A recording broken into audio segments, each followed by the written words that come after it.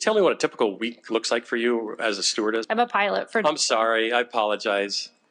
My name is Laura Hayner, and I'm a Minnesota resident and a Minneapolis-based pilot for Delta Airlines. And Miss Hayner, is that correct? Yes. So can you tell me what a typical work week looks like for you as a stewardess? How does I'm a first officer for Delta. Pardon me? I'm a pilot for. I'm sorry, I apologize. I don't know why I said that. I'm so sorry. Our schedules vary. We get a schedule a month out for the whole month. All right, so that's the video, and now I'm gonna do a video talking about the comments, but because that's the reason that I want to show you the video, to talk about people's critical recognition. But critical recognition and appreciation of the nature and limits of the thinking apparatus, especially when founded in an understanding of evolutionary biology and neuropsychology. This could be considered a textbook example of what? Basically what happened is he has an it in his mind, like most people do, associating men with being pilots and women with being flight attendants, especially older men, because that was the association. Actually, I bet that is still the association. It's not like 50% of pilots are women and like 50% of flight attendants are men. So we all have, and for good reason, and if in aviation and a woman, then flight attendant. I say it's for good reason. Look, we have it's that were good enough that we evolved with. They're not 100% true all the time. It's just a fair enough thing. And to be honest, I think that even today, maybe, I don't know, there's a lot of male flight attendants, but so I really don't know. But I think for most of the recent history of aviation, you can take all the history, but you can say all the history of this I don't know. Anyway, that rule would help you out. If it's a woman in aviation, she's a flight attendant. If it's a man in aviation, he's a pilot. Those two rules. And by the way, you'd probably have another rule. If he's a gay man in aviation, steward. If he's a straight man in aviation, pilot. And of course this is going to be wrong a lot of the times. But it's also understandable why the brain, which is trying to learn patterns and so on, would have that in it. Okay. So that it already existed in his mind. And then what in-livered was her status as a pilot. Unfortunately, that in livery didn't... See, this is what the word, actually this works as well. This is also, I think, what the word could be used for. But so we need a word for, when we're talking about a situation in which we're talking about, humans tend to think things come in and then produce reactions. But there's so much stuff going on in here that you can say something to me and I can respond like you said something completely different because of what's happening in here. So I want a word, because basically this thing that was already inside, surlivered, the thing that had just been in-livered. Surliver, to win out against another it, to ex-liver in the place of another it, particularly the expected or normal it. In-liver, to be input to the system, the perceptions, sensations, and informations that enter the system. So we had this information of that she's a pilot, that was in-livered, he heard it, and then he is asking the question. Then when a call was put on his mind, what's her job? Maybe both responded. Both the recent in livery, she's a pilot, but then, you know what responded harder, what surlivered that? What surlivered the new information was the old information. Sometimes it can be old information, you know, it happens all the time where we apply a generality to a single case, so we don't see exceptions, you know. So what would we call it? Or how would we describe? So even though it wasn't originally, we can sort of talk about endogenous. Yeah, so we could have something intralivers. That just means it's one it can intraliver, meaning communicates with another it. Intraliver, communication between it. So are we gonna say it's an endoit that surlivered the in-livery? So the in-livery came in, but didn't get much attention. The endoit, the one that was already in there, and it kind of You can kind of imagine it as swooping as, what's the word? Usurping? Usurpus. Sir liver means like usurp. Okay. We have things called foundits and we have things called writs. Foundit, an it that predates critical recognition or a given age, likely from evolution or early childhood. Writ, an it, or description of an it, that has been habited since the system's achievement of critical recognition, and with the intention of making the system more coherent, moral, or reasonable. Foundits are things that already existed here, but that's like things written in from your genes in your childhood. And then your writs are the things that you have written in or tried to with intention and focus and education and value, good values. Being an erisic. Ideally, we could. Obviously, it's always nice to invent a new word, but ideally, it'd be better if we could use something that we already have in the vocabulary. Can't just be always making up new words. Endeavory, endo, and endotit. Because we need a consonant. So we can definitely say there are such things. Or can we use found it and writ here? So like the in livery was surlivered by a found it. The association. It's not necessarily from childhood. It could have been from during his life. I mean, likely his age. He was only in his 50s or 60s. So it was no, what am I talking about? Yeah. I mean the association just got stronger throughout his life. And it's not at 50 that his brain's gonna be like, oh shit, we gotta recalibrate our generalizations. That needs to be a less strong generalization. When we were a kid, every woman who was in aviation was every woman who was on a plane, who was working on a plane was a flight attendant, and every man was a pilot. But now it's like 40-60 or 30-70 or whatever. So we have to nuance that. We have to habit that. Habit 1. Strengthening of an it. Based on Donald Hebb's Hebbian learning, the theory that the more a synapse is active, the stronger it becomes and more likely a future activity. 2. Affecting the strength of an it. Perhaps augmenting, perhaps abating, perhaps both. Pi 1. To inhibit an it or decrease the likelihood of its livery in the given moment. 2. To practice reducing in it, decreasing its livery strength over time. Synonym, unhabit. Oh yeah, pi, perfect. We don't need endo anything. You know what? Endo it, I also don't like the sound of it. No, this can just be for the hardcore ones. We're gonna call it an endoit. Like, it's the en passant. Actually, I could imagine there being many of these. Like Deuce and Ajax. But it's the en passant of chess. Endoit, so it's just the word we've been saying. Endo it. So the prefix endo, and then the it. But then we pronounce it French and endoit. Endoit. I mean an endoit. Endoit. Yeah. And it unrelated to recent in liveries. So something that's already in there. I found it, that's further back, you know. Of course, there could be a spectrum. You could say a high or low what? High or low something for how recent the it is. So high, let's have it refer to the past, and low refer to new things. Obviously, we can't just say that's a high it and that's a low it. So that's a high. Obviously, every it is an endoit, because you have in liveries, but then anything that doesn't exist outside of the skull is now an it. Well, not outside skull, outside of, let's say, the brain. It's all in here, right? Information doesn't exist out here and then come inside. It's here, it hits us like this, and then we represent it inside. So it's not necessarily logical, quote unquote, but it's language. So if you talk about a high endoit, endo doesn't really do anything there. It's just that we don't want to say a high it. And that already kind of means like a high level it, stuff like that. But then you're just saying, why are you saying high and low? Then why don't you just say an old endoit and a new endoit? I mean, look, there's an integration process, bro. Although we're not integrated, information does get integrated, meaning it does get kit with other things in here. Not everything, but other things. Kit, of course, meaning connected to. Kit, to be connected to be a part of the network discussed. A recent in livery isn't gonna be very kit yet. And that's one way that we can describe his association. That was a high kit association. High kit association. Slap.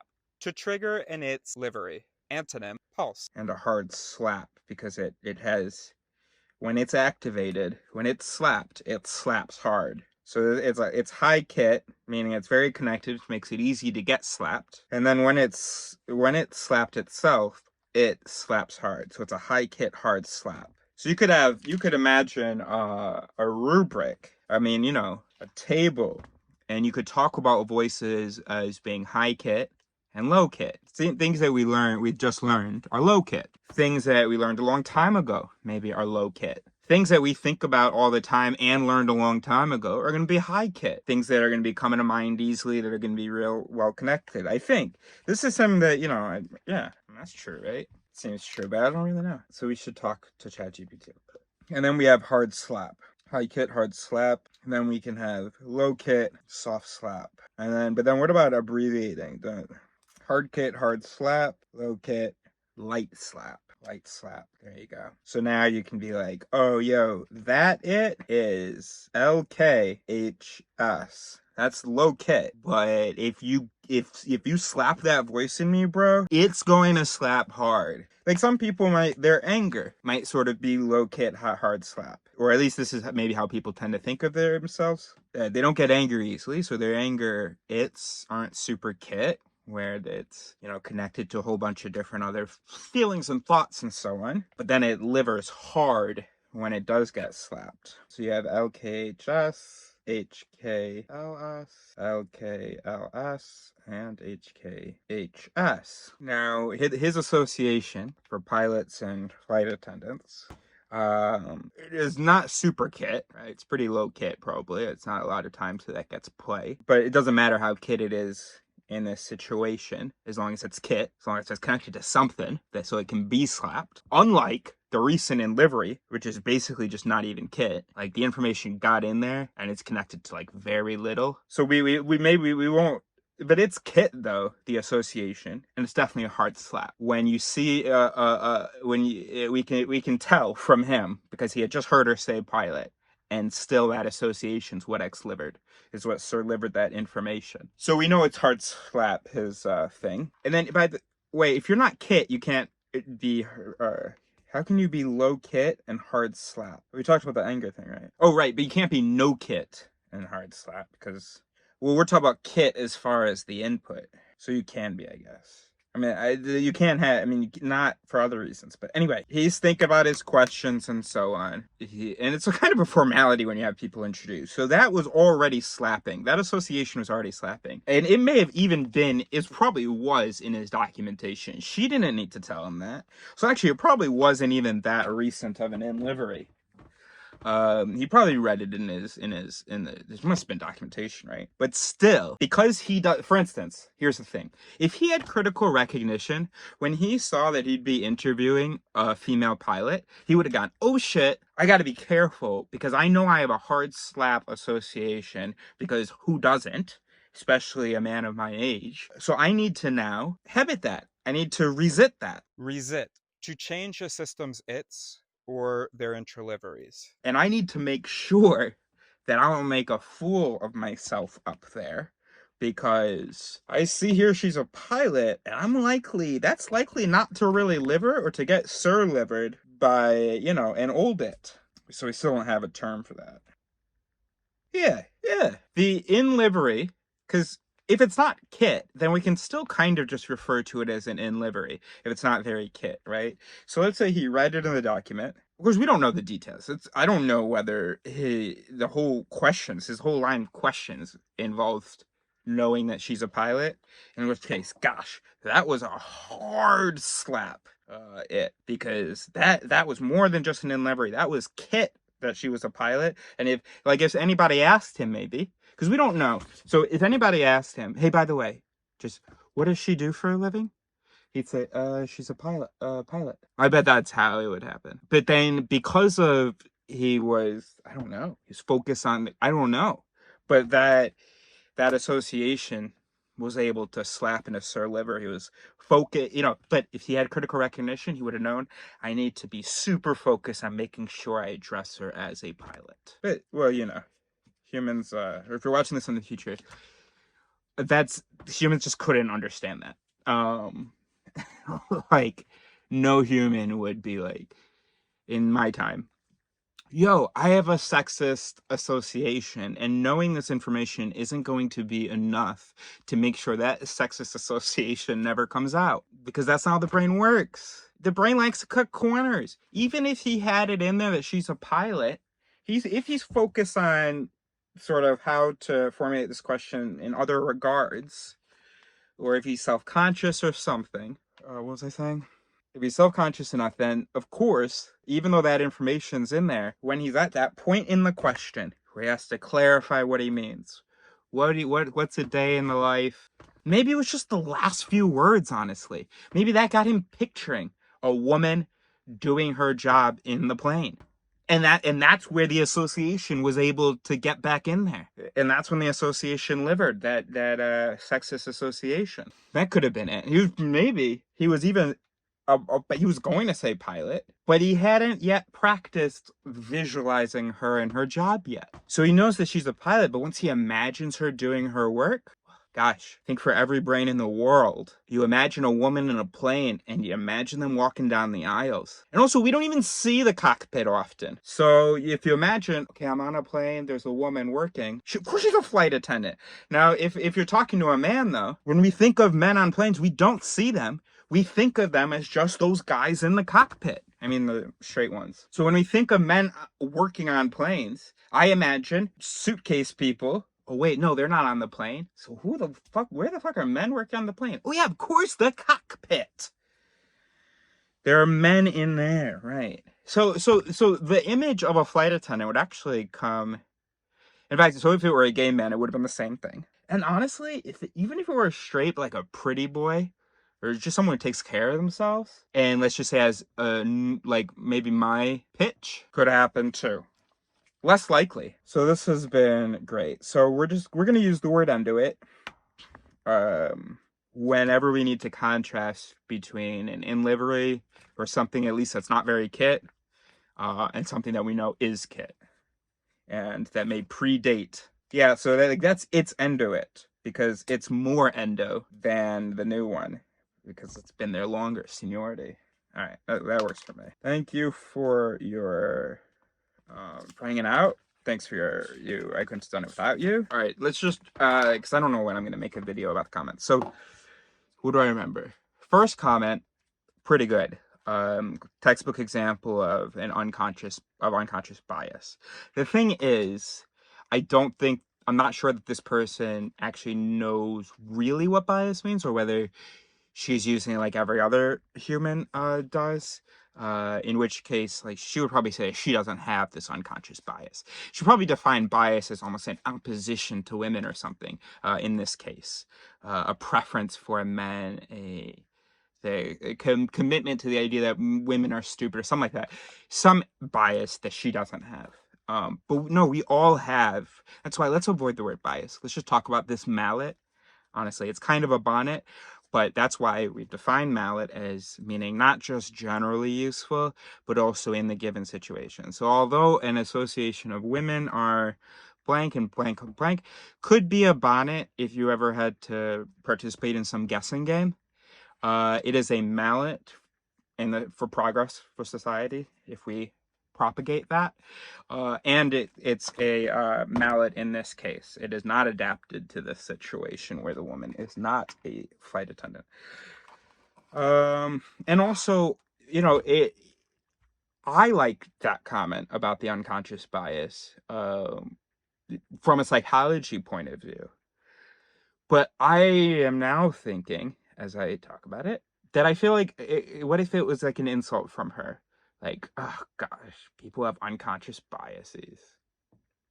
So anyway, so I wish that guy, I wish these commenters had more critical recognition. I mean, the top one, I don't really know her story, and so she seems to have the best, besides perhaps the pilot, who's been a main character, but we don't know anything about her critical recognition.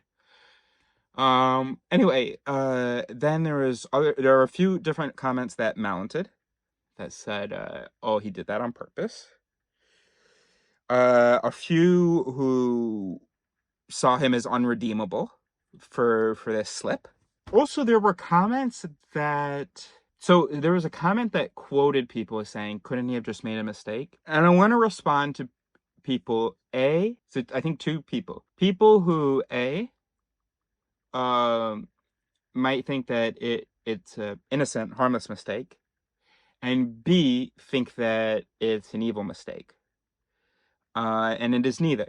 Um, it's certainly not an evil mistake. We know that the brain is not integrated. We know that this does not mean that he thinks that women can't be pilots. You know, hear people say stuff like that. It does not mean that. It does not mean that if his daughter is like, I want to be a pilot, he'd say, no, you're better off being a flight attendant. It does not mean that. And it certainly doesn't tell us anything about his morality. And yeah, he didn't do the work before that thing to practice saying pilot, but neither does anybody yet. Nobody has critical recognition. Just remembered a black friend of mine who like believes in God, so hasn't really done the work on that programming, but expects white people to have done work on their racist programming that he's never had to do.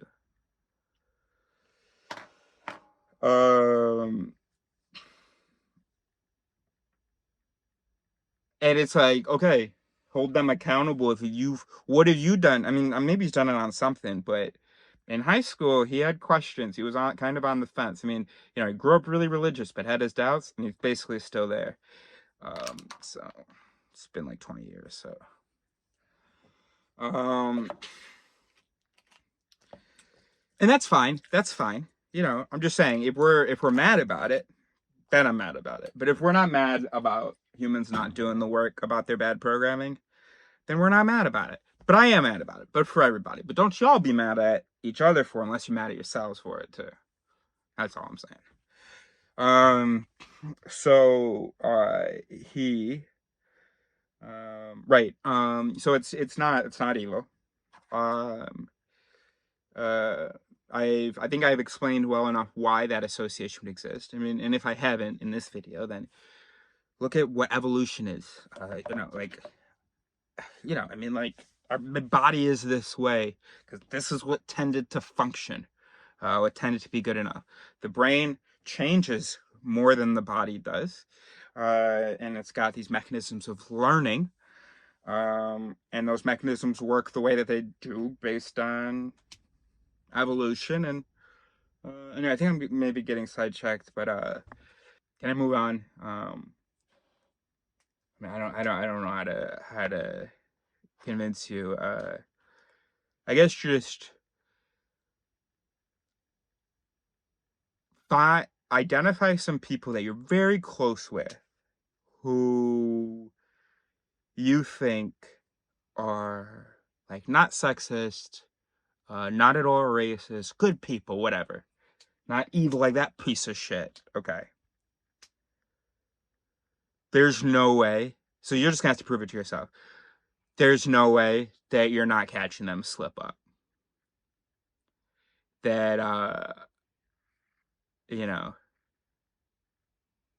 the worst is among the left, it's when we misgender someone and don't notice. And the worst is if you're not queer yourself and you misgender someone, right? I pay a lot of attention to that. And I remember one time my girlfriend was mad at me and she goes, "You were just talking the whole time. You were monologuing." I was like, everybody kept asking me questions. I thought they wanted to hear about the mind. Sorry. And also, you misgendered her. Fuck, no, it was somebody else. So I'm misgendering them now because I got confused about who this story was about. Okay. You misgendered him. Oh, shit. It's like, why didn't you say that then? Or, just subtly, like, correct me? Or if, I don't know what the person wanted. Anyway, and there's no way I did it multiple times. She, like, quoted me. She's like, you said, and then blah, blah, blah. I mean, you only did it once. It was a mistake, but still, you misgendered them. I was talking about the brain. And, I'm not fucking blind or deaf, so it's not like the information that he's a he just comes in and then that's all that happens. No, I'm still a brain. I keep hearing this not male voice. I keep seeing these female features. I am trying. I'm not saying that we shouldn't hold each other accountable when we misgender. I mean, that's how we get better at it. But I just don't think we should be upset. Depends on what the person, whether the person cares about it or not. If the person doesn't care about it, if the misgendering person doesn't care about gendering correctly, that's a whole other thing.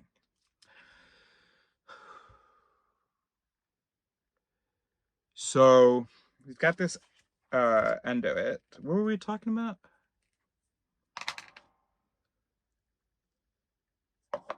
Right, it wasn't evil. Also not harmless. Slips of the tongue kind of aren't real. Jokes kind of aren't real. I mean, and I say kind of, really, really, I mean kind of, because there are lots of jokes that have no piece of truth to them.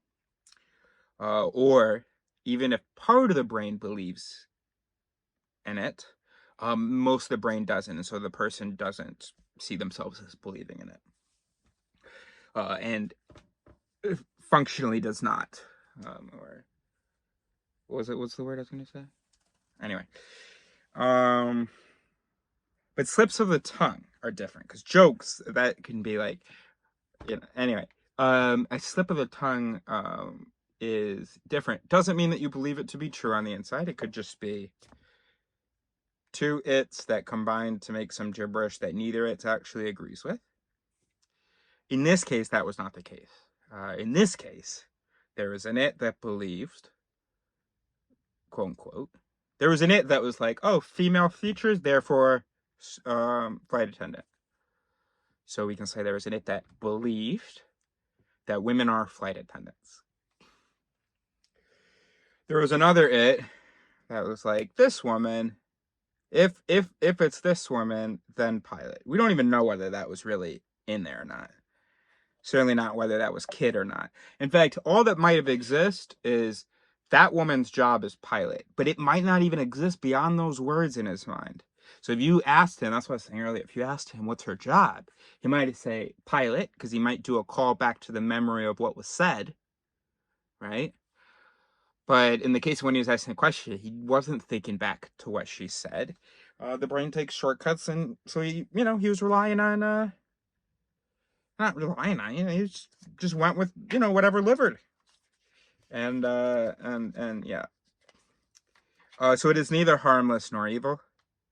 It is something that needs to be recognized. We need critical recognition, and then it's something that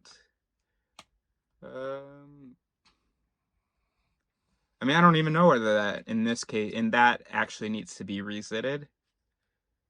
Because, like, what would that be replaced with? You can't replace it with women are pilots. And the brain can't have, by the way. Yeah, let's end the video on this important note. You are lying to yourself if you believe that your brain can have no assumptions, no associations. That you can be like, I hear the word doctor and I make zero assumptions. That there are no images that come to mind that my brain then supposes.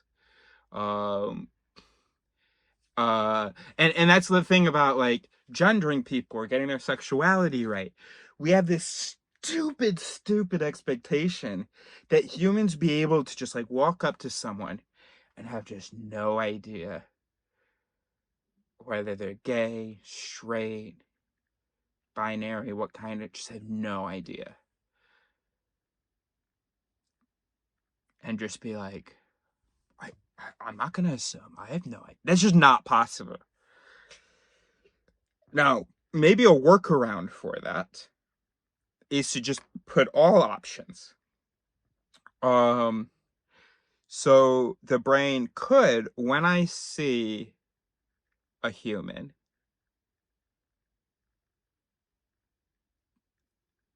I picture feminine, whatever. I don't even know what I'm trying to say, but I picture both. So then what we can do is have an association between the word pilot and just picture a group of pilots. Some women in there. So if you do this, yeah. And that's great because there are a lot of stock photos of that. In fact, right now I feel like I'm picturing a group of, I don't know, maybe they're flight attendants. Anyway, so yeah, we could have it so that if pilot then man, and if pilot, or no, I guess it would be if pilot, man and woman. Yeah. If human being, man and woman. I'm just so then we just assume that everyone is just in the middle, basically. Yeah, that the brain could do. Just imagine no hair, no features, just a body that's somehow ambiguous. Flat-chested, just nothing between the legs, just the uniform. Just imagine the uniform. I don't know. That could be part of the retraining. But in any case, so that's another thing with critical recognition. You know that you have to replace your assumptions. You have to replace your associations. You can't just be like, oh, that's a bad association, therefore I'm not going to do it. The brain's going to go, hey, look, we work with associations, and we are all about learning. I have an association here that I've learned. I'm not going to throw it away for free. You can think of it that way.